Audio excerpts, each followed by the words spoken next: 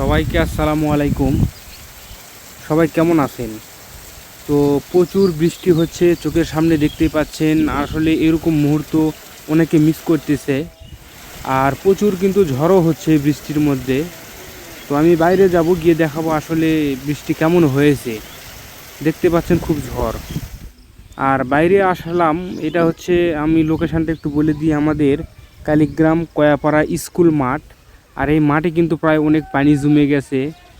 আর সাইডে একটি ড্রেন আছে, ড্রেন দিয়ে পানি নামা কম, যার কারণে এই পানিগুলো জমে আছে। তো ধীরে ধীরে পানিগুলো নেমে যাবে। আর লোকেশানটা কিন্তু খুব সুন্দর, ওয়েদারটাও কিন্তু খুব সুন্দর, দেখতে কিন্তু খুব ভালোই লাগলো। আর এরকম পানি দেখে মনে হলো এটাই কক্সবাজার।